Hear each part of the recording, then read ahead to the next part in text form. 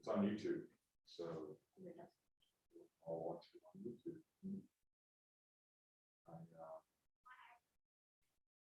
We wanted a day before we actually come down here to.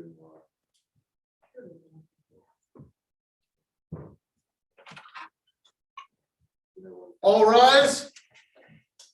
Oh yay, oh yay, oh yay. The Court of Appeals for the 4th Judicial Appellate District is now open pursuant to call. Good morning. Please be seated.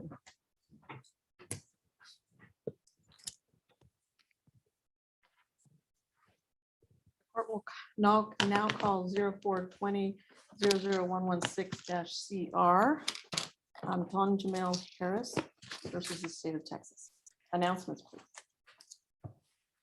Hi, Montgomery, appointed for the appellant Jamail Harris, Your Honor.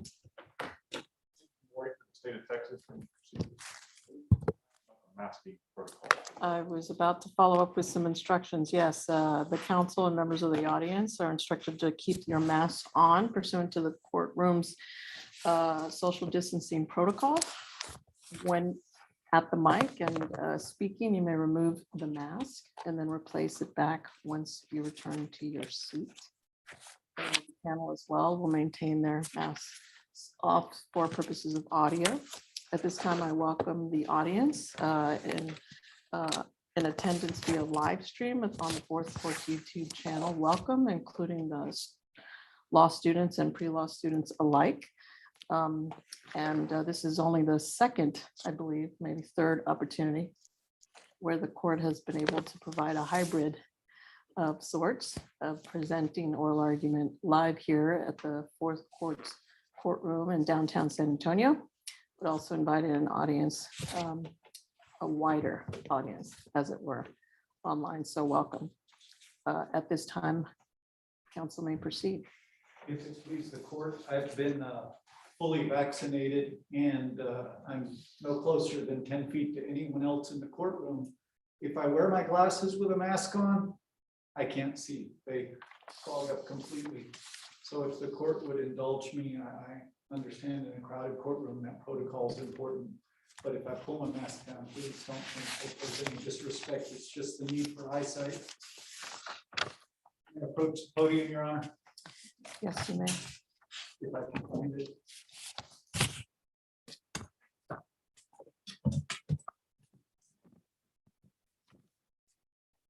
Judge, at the very end of point of error number 1 in my brief. You may remove your mask. Oh, thank you, Judge. At the very end of good morning first. It's been a while, so I jump right into it. And since I don't have a whole lot to say, I guess I should say good morning first because I'm not at risk of running out of time. At the very end of point of error number 1, I quoted Justice Felix Frankfurter. And what I said is, or what he said is, it's a fair summary of constitutional history that the landmarks of our liberties have often been forged in cases involving not very nice people. Judge, whenever as a criminal defense lawyer, you're at a social gathering and people ask you, how is it that you represent the folks that you represent? Sometimes I have to resort to that quote, and I brought the computer up just to make sure I could read it verbatim. Sometimes I have to say that what this is really all about is the Constitution, and that's what this case is all about. The most recent case dealing with DNA to come out of the United States Supreme Court is Maryland versus King. In Maryland versus King, the Supreme Court addressed the policy, the statutory policy of the state of Maryland,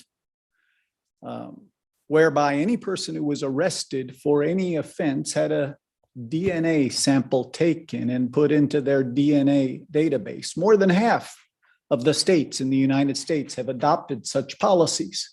If you're arrested, your DNA becomes, to put it bluntly, property of the state. The DNA information becomes property of the state. And for the rest of your life, it's useful for purposes of criminal investigation. I would imagine that would go all the way from perhaps a traffic warrant for a minor traffic violation all the way up to someone who's accused of a serious felony offense. This court is going to be called upon to determine how far the government can go in taking someone's DNA. Now, the Constitution of the United States doesn't include a right to privacy. You're not going to find the word privacy in the United States Constitution. I think that started with the Katz case. Before Katz, there was Olmstead. Olmstead and Katz both involved brand new cutting edge technologies, telephones, phone booths.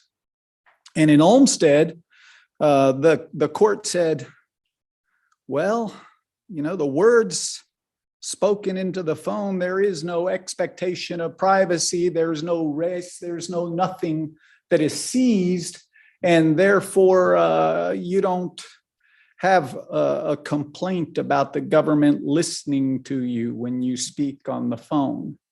But society progressed, times changed, as it were. The telephone became more a part of everyday life. And eventually in Katz, the Supreme Court decided that, yes, there is an expectation of privacy that is protected by the, I hate this word, the penumbra of the Constitution. And so under Katz, oh my goodness, was it 20 years later? I don't know, Your Honor, I should know that, but decades later, they changed the law because of the change in society. I submit to you that what's going to happen as DNA acquisition becomes easier and more common, eventually we're all going to have an expectation of privacy in our DNA, or we're all going to be categorically in some database run and maintained by the government. And in this instance, this is one of those cases that we kind of got to decide whether or not there is an expectation of privacy. So I read a memorandum opinion, and I'm not going to cite it to you because it is a memorandum opinion, but I'll talk about this particular fellow who was jailed on a sex crime. And he was aware that the government was trying to take his DNA.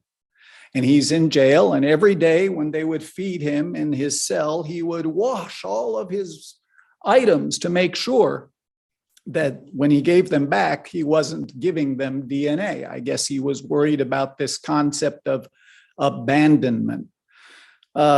Ultimately, the authorities who were jailing him promised him some sort of access in another cell to communications, or was it research that he couldn't do otherwise.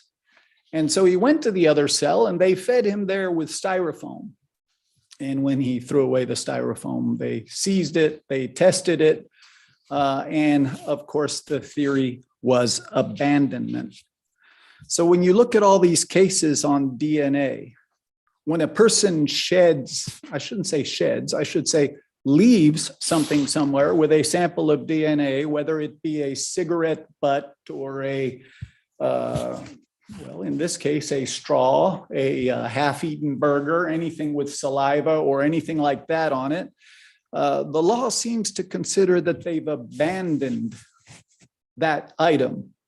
So I anticipate that the prosecution's argument from their brief, the state's argument will be in part that there's an abandonment of the DNA in this case.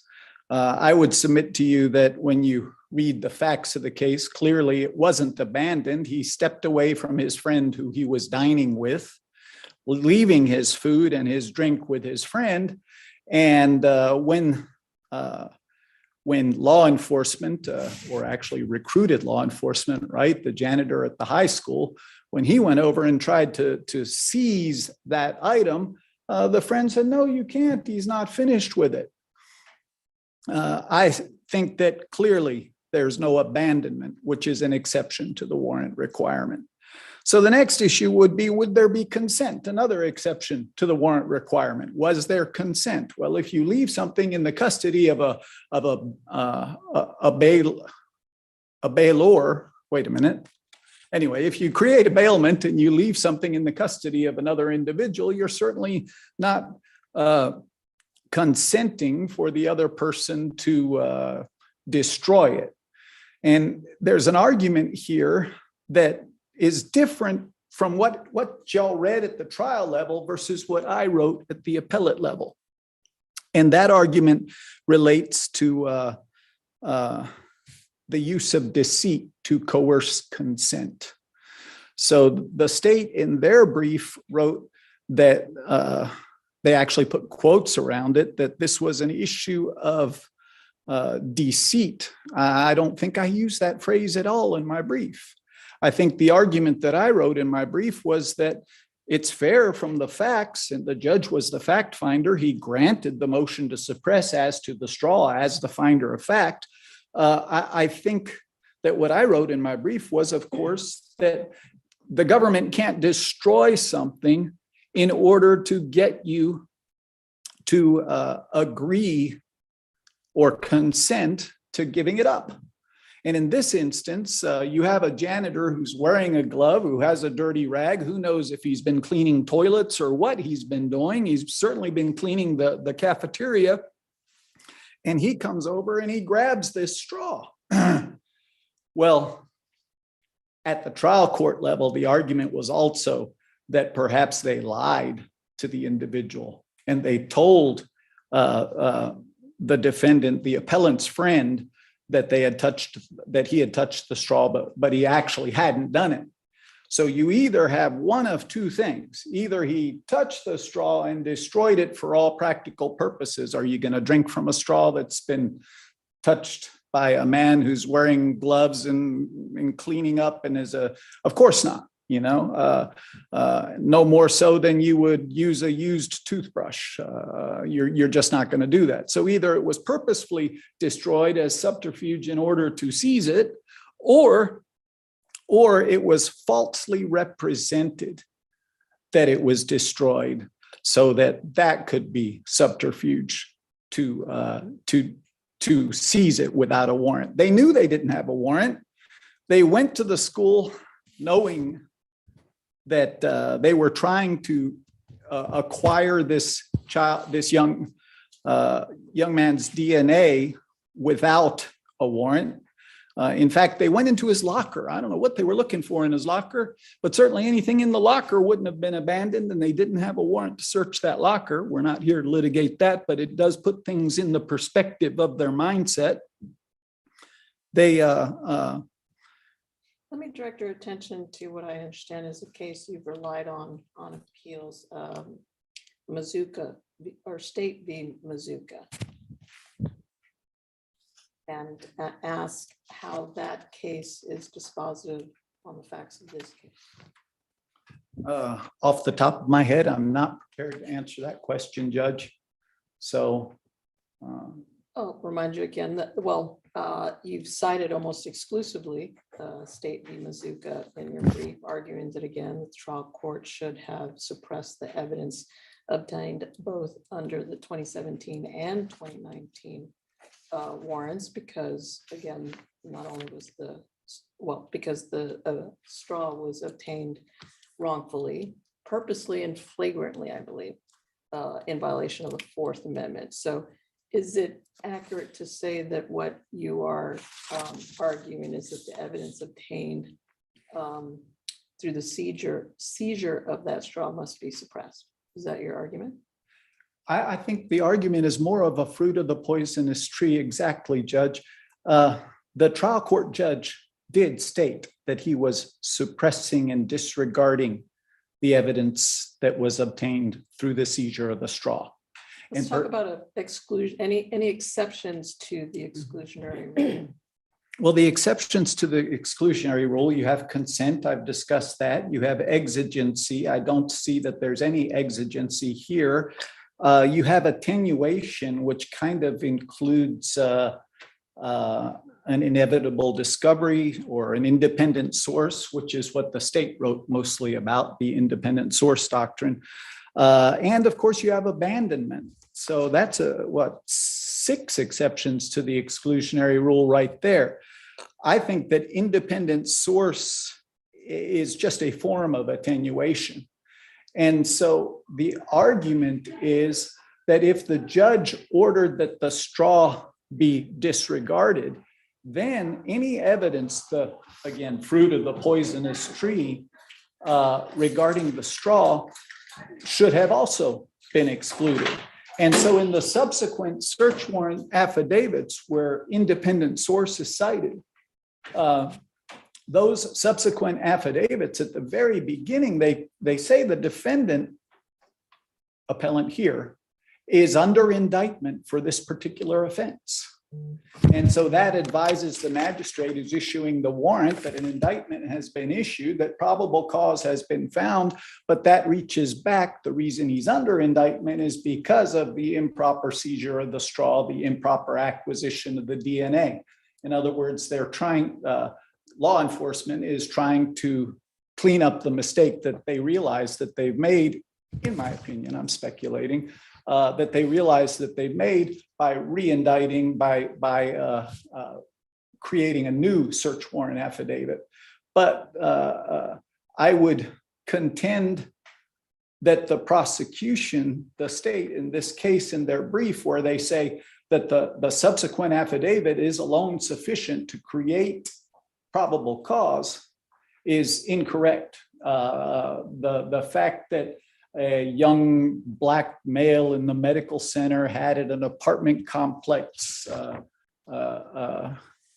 grabbed the buttocks months or weeks earlier, that isn't sufficient to get a warrant for DNA and shouldn't have been.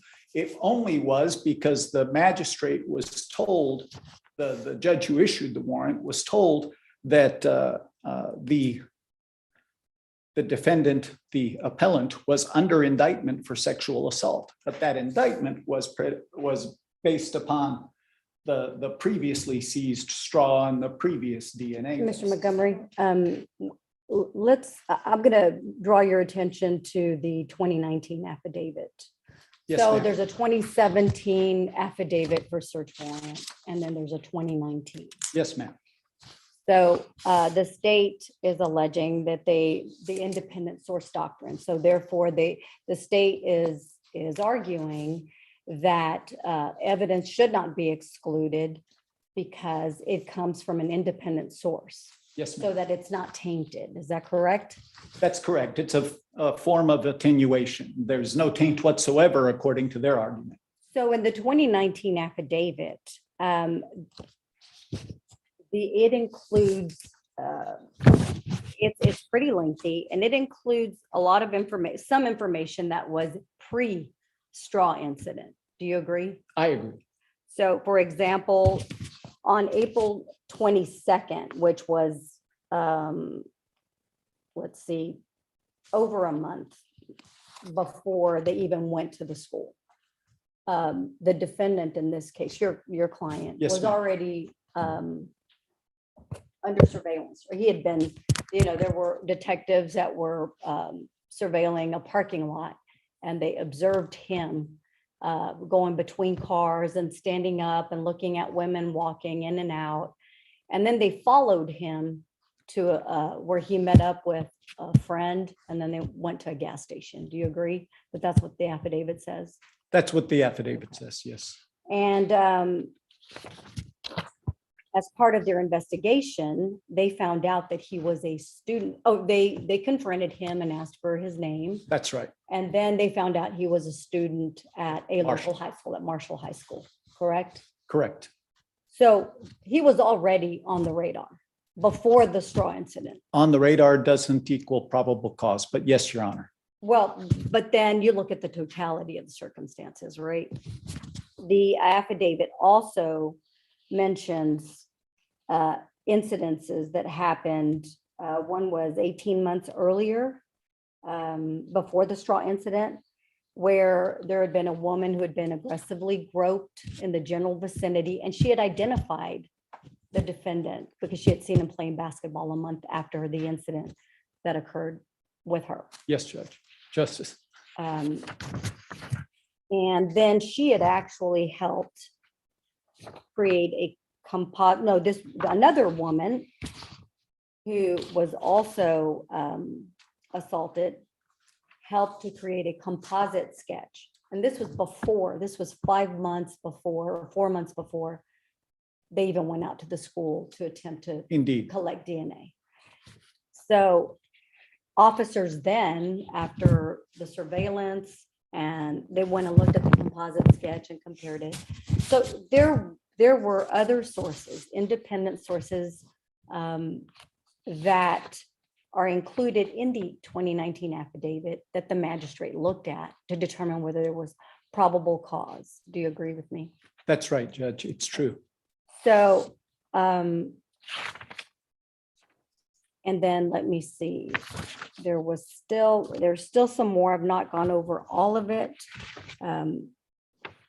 But we know that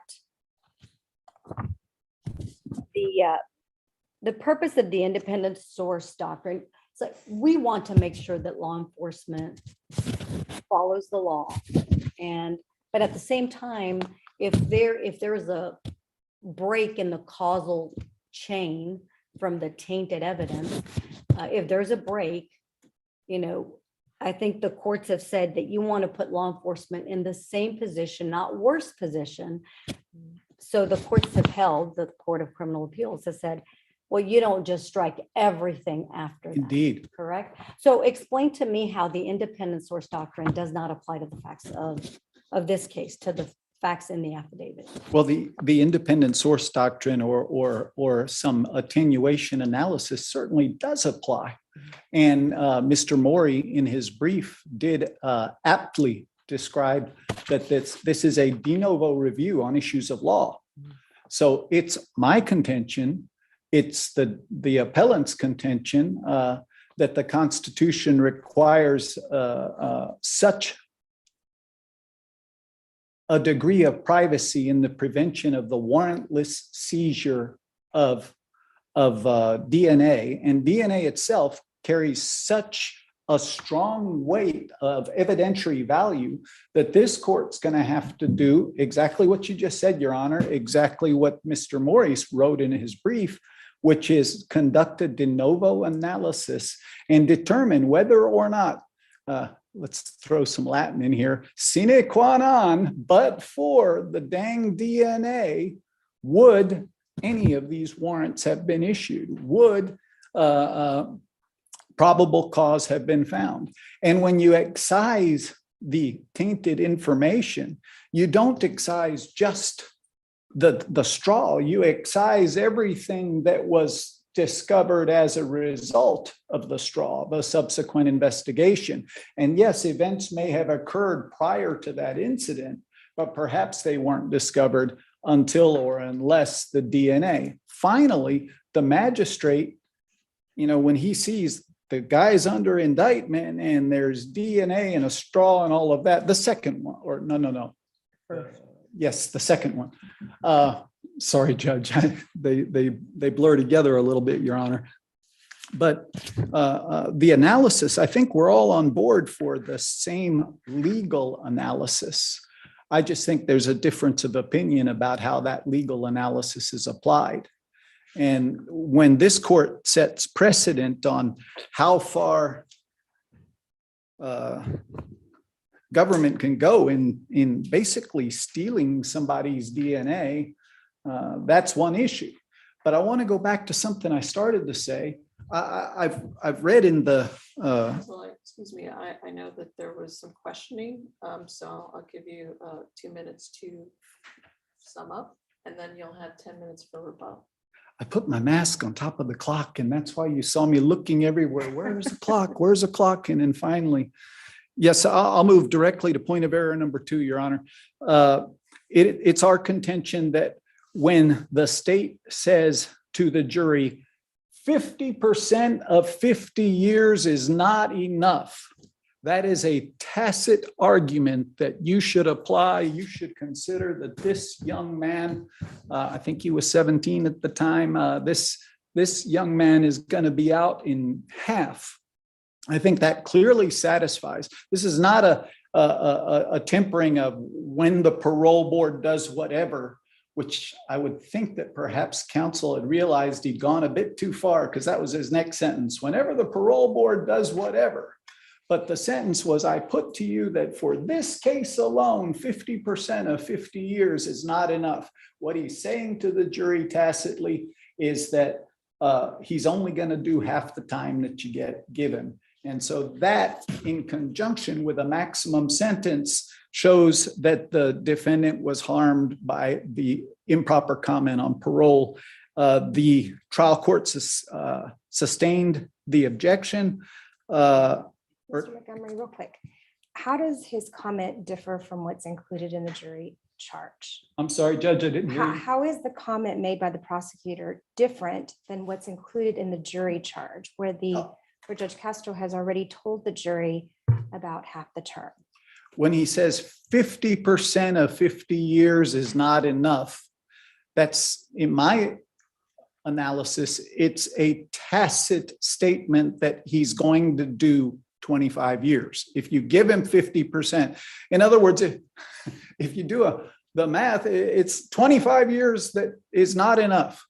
It's not, that's where the line was crossed. Now, there are two ways around that. One is, I'm blinking again, and this time I see it because I took my mask off. But just real quick, isn't the prosecutor responding to defense counsel's argument? Defense counsel has asked for 30 years.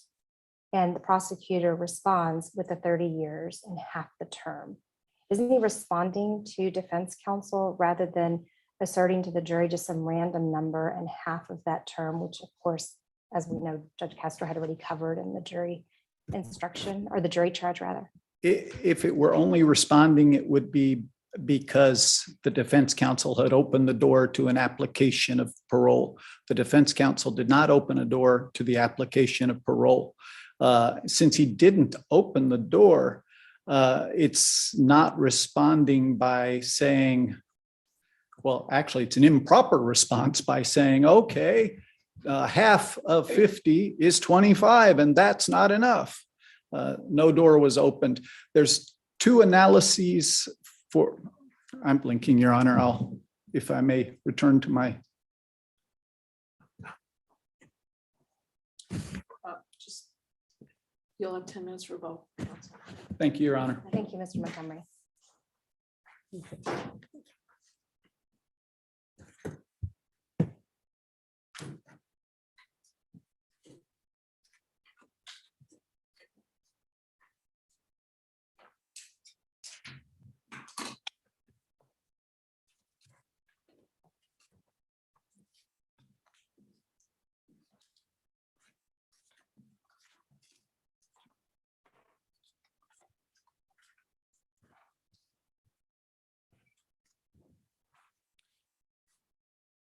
Good morning. May I proceed?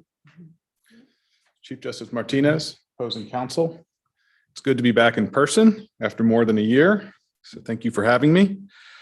In this case, in order for appellant to prevail, he's got to overcome not only the objection made at trial, but each and every alternative theory under the law that will support the trial court's ruling.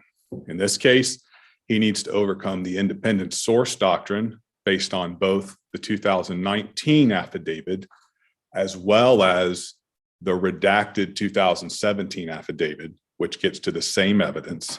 In addition to that, he must show that the straw was neither abandoned, or if it wasn't abandoned, he must show that his friend Carlos did not have apparent authority to relinquish the straw. And under the facts of this case, the straw was relinquished under voluntary consent.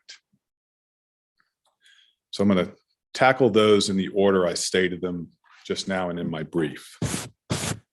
The independent source doctrine is similar to the attenuation doctrine, but they are not the same. Mazuka versus State, which I believe is relied on in appellant's brief, is a case that concerns attenuation.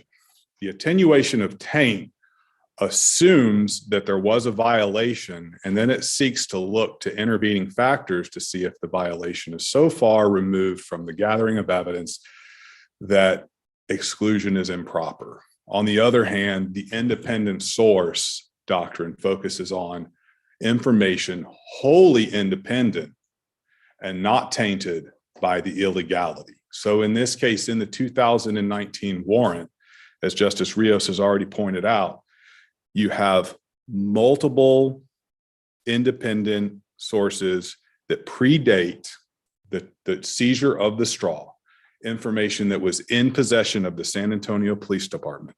In April 22nd of 2017, Justice Rios referred to an incident into a cafe where Anton Harris was seen crouching behind cars or bushes, stalking women who fit the same profile as the victims in this case.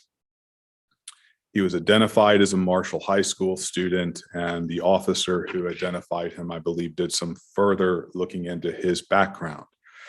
Also on March 19th, 2015, there was an incident of lewd conduct in an apartment. All of these are very close to the Babcock area where the Valero was, where all the apartments were, where Mr. Harris lived, where the cafe was.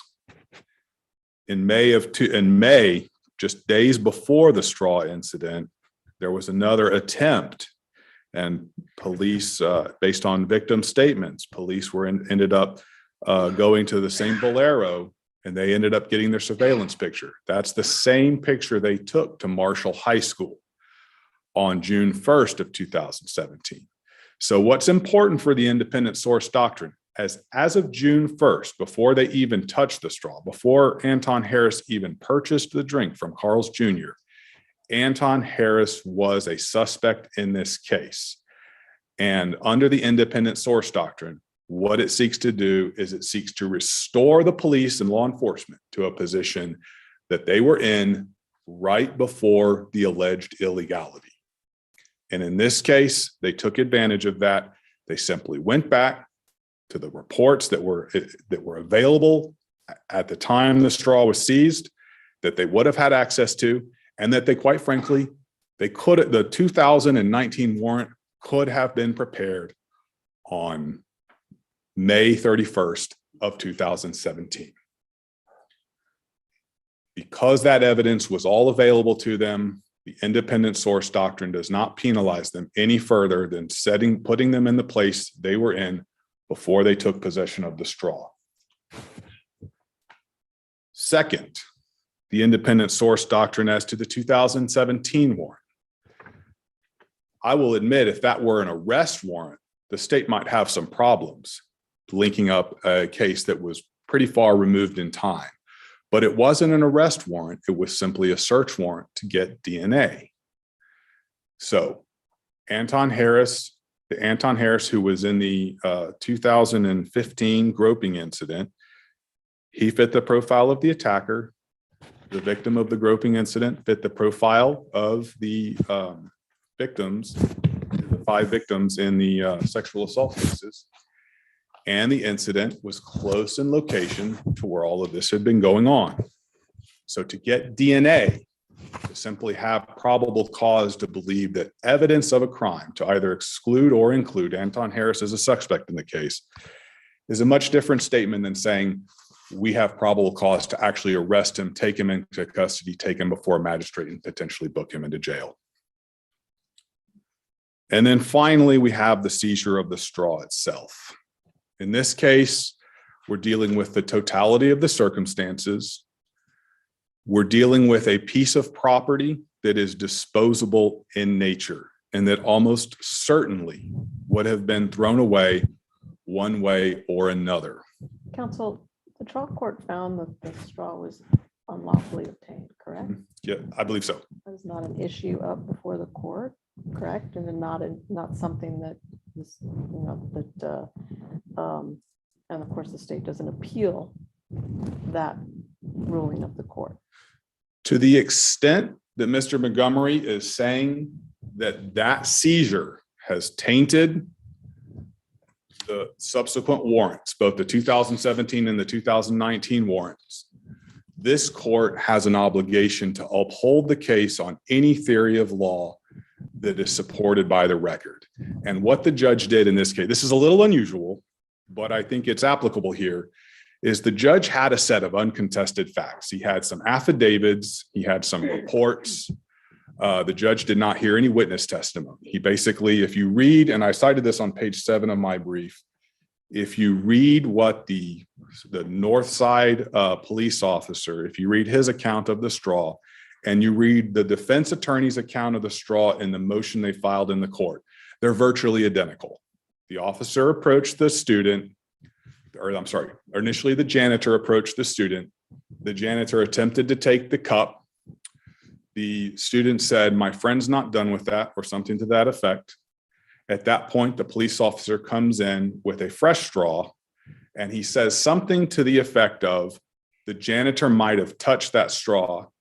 Would you like the fresh one?" And the student says something like, "Yeah, go ahead." So that then the police officer removes the straw and hands the fresh straw to the student.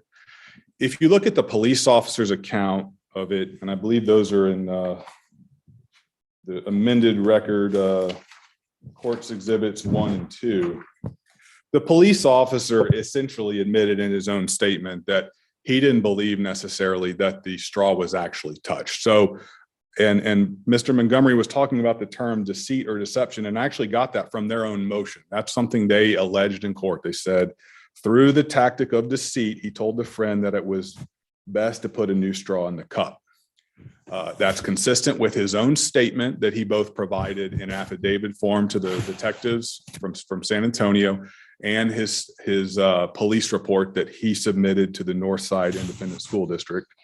So my point in my question Yes. again was, while that is one of the state's, third argument, that the straw was not obtained in violation of the fourth, we need not address that at this If- point, because again, it's as I understand, Yes, that finding is not contested on appeal and not before us. What is before us again is whether or not extracting that, Mhm. and again, the magistrate not considering that unlawfully obtained evidence, can it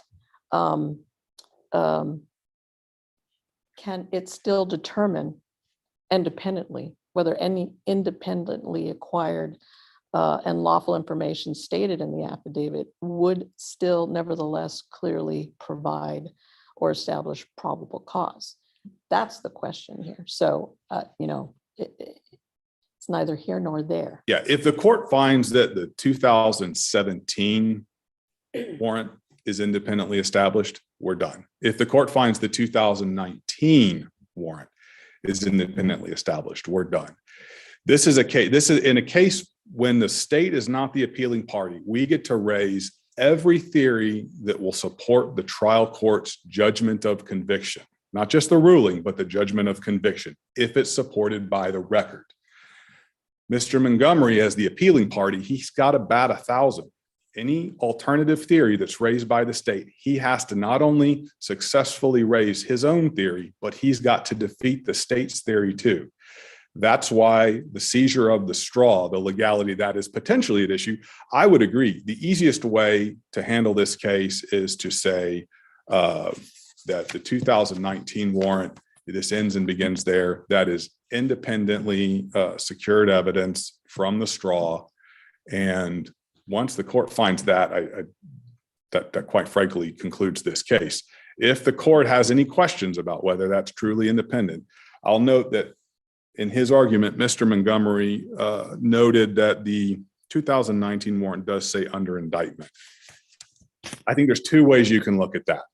One is that specific language was never even raised to the trial court, to my recollection in the record, that the fact that added language under indictment is in there.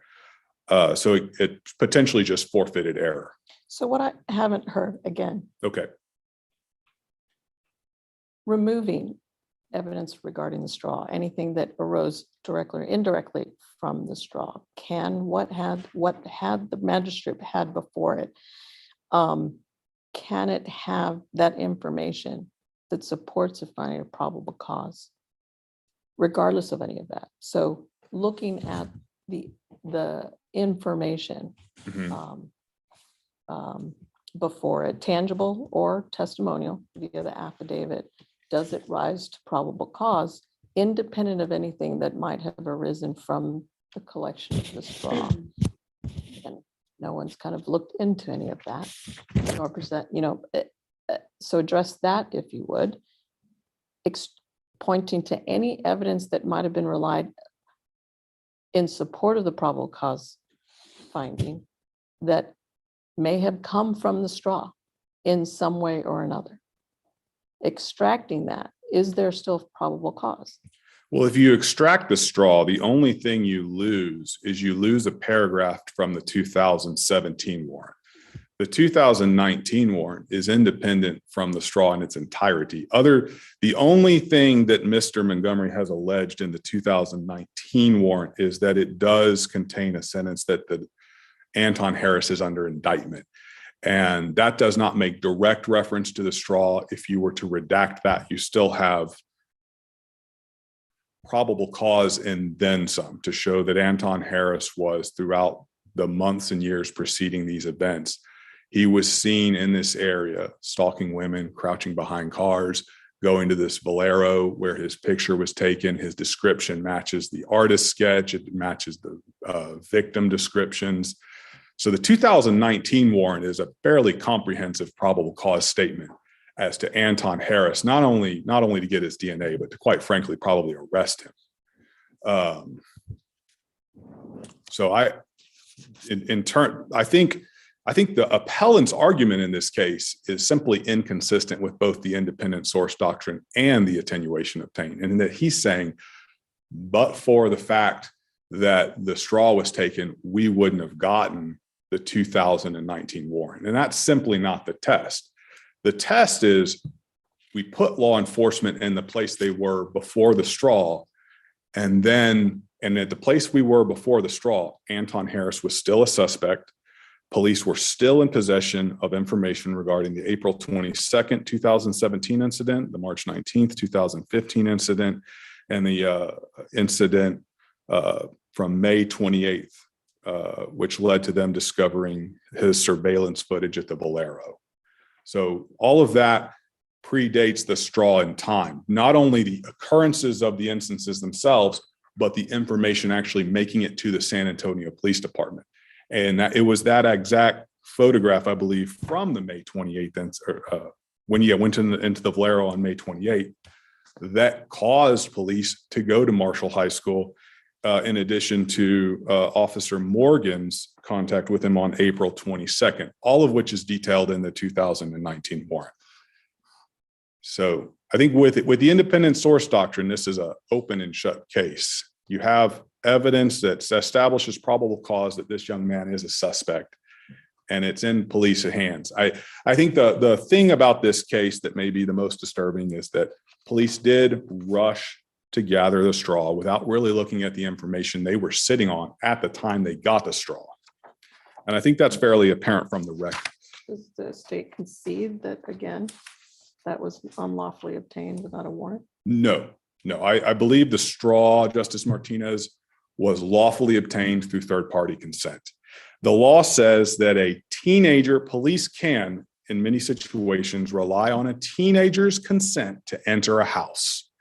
And the CCA, I cited in the brief, I believe it's Limon versus State. And if a teenager at 2 a.m. in the morning, which I believe were the facts of that case, can let police into the common area of a home, and the law is pretty clear, the home is where a person's Fourth Amendment protections are at their zenith. I am going to submit to the court that a disposable straw is where they are probably at their lowest. So when you look at the disposable nature of the property, the fact that it was left in someone else's care, the fact that we're in a school, and that kid's going to have to get to class one way or another when the bell rings. This straw was destined for the trash. The immediate way the police got a hold of it was they did tell him something that looking at the record in the favorable to the trial court and based on uncontested statements, he did tell a falsehood. He said he planted in the mind of the friend that the straw was potentially dirty. Now the law, and I've cited lots of case law from the Supreme Court and from other cases. I couldn't find a case on point in Texas, but the law is pretty clear that police may rely on deceit, and that deceit alone is not enough to overcome voluntariness, whether it's in the context of a Fifth Amendment voluntariness of a statement or a Fourth Amendment voluntariness to the searching or seizure of property. In your last 3 minutes, I'd encourage you to draw attention to one thing. The second point of error. The second point of error. So the law is basically that the jury can consider the existence of parole. They cannot consider how a parole board will apply that. And what the prosecutor said in this case is simply drew their attention to how the minimum time would be in effect. He did not ask them to speculate on when they would grant parole, but when Mr. Harris could be granted parole. And that is entirely consistent with the jury charge in this case, which I believe is taken verbatim from Article 37 point whatever in the Code of Criminal Procedure. So I think the appellant in this case simply takes an inference that is unsupported by the record. And I believe after the objection, as he noted, the prosecutor indicated that he was not asking for them to figure out how they would conclude about how parole would be applied. I'll also note, I believe in this case, the defendant was given a life sentence or a 99-year sentence on the primary charge. So if you do the math, I don't think the jury was concerned about the minimum. If they were just worried about that, they would have given him 60 years. But instead, they gave him 99. So he's going to serve a lot of time one way or another. So I believe it would be rendered harmless in light of the verdict they actually returned.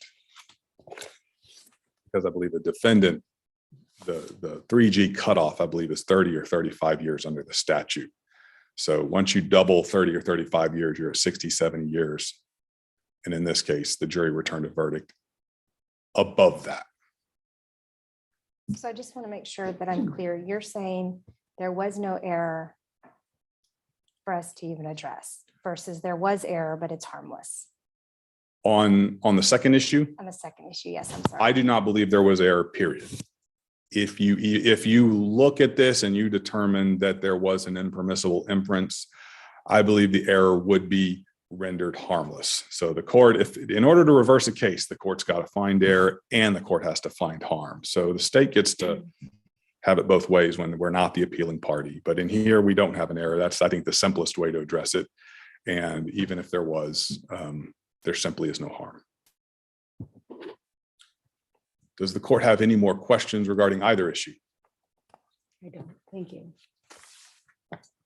Thank you, counsel. I will yield my last 12 seconds. Thank you very much. Thank you.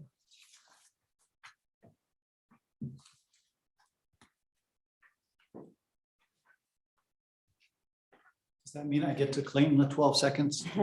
Mr. Montgomery, I'm going to start with a question right off the bat. Yes, Your Honor. So we ended with your second issue. And when the courts have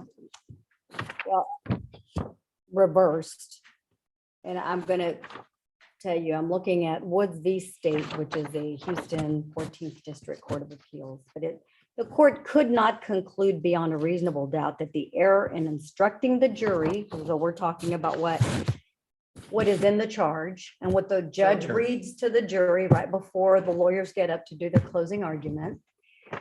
This court said they could not conclude beyond a reasonable doubt that the comment made by the prosecutor did not contribute to the punishment assessed. Now, my question to you is, and just for the benefit, we know that the instructions from the court were, and I'm going to read it verbatim, the defendant will not become eligible for parole until the actual time served, equals 1/2 of the sentence imposed, or 30 years, whichever is less. And then the court goes on, and this is the instruction per 3707-4A of the Texas Code of Criminal Procedure, I believe. It says, it cannot accurately be predicted how the parole law might be applied to this defendant if sentenced to a term of imprisonment, because the application of that law will depend on decisions made by the parole authorities. So that's the instruction, part of the instruction that the jury got. It was in the charge. The charge is they take with them into the jury room when they deliberate, correct? Indeed. Okay, so when they deliberate on punishment, they obviously also received evidence during the punishment phase of the trial. Correct. And they heard from 3 other victims of their assault. And it seems to me that from looking at the evidence, for example, in 2016, the assailant, the defendant used a knife, and he held the knife to them as he sexually assaulted them, as he raped them. And then in 17, the next year, he used a gun, and he held the weapon to their head, to their neck, while he assaulted them. And there was one woman who the jury heard testify that he repeatedly assaulted her. And she was one of the ones who was able to provide the composite sketch. Now, they also heard from Jane Doe, not during the punishment phase, but during the first part of the trial. And she talked about a gun to her face and what she went through. So can you tell us how we as a reviewing court are to consider whether this one statement by a prosecutor in closing was what contributed to the punishment assessed, and without that, the punishment would have been something less? The case that you were talking about, Your Honor, was a case of charge error. If I recall, there's some slightly different analyses between charge error and argument error. The prosecutor in this case, and I'm going to do my own translation of what I heard. So it's not the verbatim quote I gave you earlier, which I've left at table. 50 years isn't enough because he's getting out after 25. Let me read That's- that to you. I have his exact words right here. Exactly. And they come from the volume 10, Indeed. page 67 of the record. He says, and he's Mr. Watkins was defense counsel. Is that correct? Mr. Watkins was co-counsel for the defense. Yes, Your Honor. And Mr. So he's a- Harris, not the appellant, but the state's Mr. Harris is the person who made the Okay, quote. yes, I saw the same name. Okay. No So relation. prosecutor says, and respectfully to Mr. Watkins' suggestion at 30 years, as the court read to you in the charge, and take it to pages 3 or 4, this is the type of charge where you must do day for day, at least half of it, and then somewhere parole authorities decide. And that's all any of us can say. But I would submit to you that 50% of 30 years, the facts in Jane's case alone say no. That's the part I was So focusing those on. are the words. I would submit to you that 50% of 50 years or 30 years is not sufficient for Jane's case alone. That's an application. That violates 3707 in that it gets to the extent and application. Those are the words that are in the statute that are prohibited. I think that the better argument for the state, and of course, I'm not here to make their argument, is what you saw, Your Honor, which is harmless error. But when you have a huge range of punishment from 5 to 99, and you have a teenager, a high schooler, no matter how egregious the crime, this court probably can't conclude beyond a reasonable doubt that the prosecutor's invitation to consider that he's coming out after half of it, which is essentially what he said in the middle of that quote you just read, this court can't consider beyond a reasonable doubt that the sentence would have been less. When they say 99, who's to think that they're not thinking that, well, the prosecutor told us that it was half of that. So he'll be out in 50, which would make him a 70-year-old, a pensioner. Perhaps, and we can't consider that. It's so difficult in retrospect to determine beyond a reasonable doubt. Those harmless error analyses on these parole instruction and parole argument errors, the other end of it has been, it's been held harmless in situations where a person is given a very low sentence or even probation. The court said, well, how are we to say it's any better? But we have a first-degree felony, 5 to 99, where a person's given the maximum sentence. We cannot conclude beyond a reasonable doubt that the invitation to consider that he's coming out after 50 years because he's getting out after 25 didn't affect the jury's verdict on sentencing. Your Honor, I have 3 minutes. I wanted to say something, if it please the court, about the other issue. I know through the course of this argument this morning, we've discussed the fact that the trial court did grant the motion to suppress the straw, but it seems as if the state invites this honorable court to say that because what the state took without permission or what the state took without a warrant was de minimis, that the rules somehow are different. I would put to you, Your Honor, that if somebody, I'm not accusing law enforcement of theft, but by analogy only, if somebody steals a popsicle from me versus stealing my car, either of them are thefts. They've still violated the law. It's just a matter of how much. It made me. Again, counsel, it's my understanding the trial court found that it was unlawfully obtained. Indeed. Okay, But so and given that, let me just ask you pointedly and invite you to stand in front of the microphone. So the audio can. oh, take you I'm out. sorry, Judge. It's- Again, just looking at point again to the introduction of derivative evidence, either again, both tangible or testimonial, that is the product of that primary evidence, the straw. Tell me what derivative evidence still remained that was otherwise again acquired from it indirectly or directly that remained before the magistrate court that was necessary for the probable cause finding. What was that information? I think the main thing is telling the magistrate who issues the warrant, probable cause has already been found by means of an indictment in this case. And that indictment. Is that inferential or some finding made by the magistrate court, or just how do we know that again, within the four corners of these affidavits, extracting that primary evidence of the straw, what remained that was again derivative of that unlawful evidence that was required for the probable cause finding? It's our contention that the rest of it doesn't come up to anything beyond suspicion. It doesn't rise to the level of probable cause.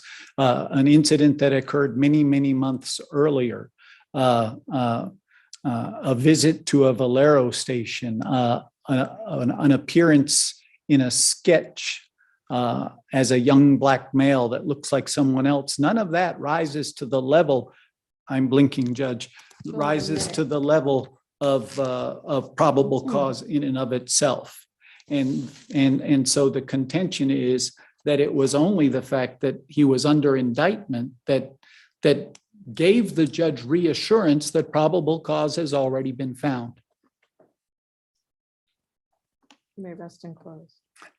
Thank you all for listening to me. Sorry if I'm stuttering at times. Normally that wouldn't be the case, but as Mr. Morey says, it's nice to be in court in person after a year. The appellant rests and closes. Thanks, Your Honors. Thank you, counsel. This case is now submitted and an opinion will be forthcoming. All rise. Court's in recess.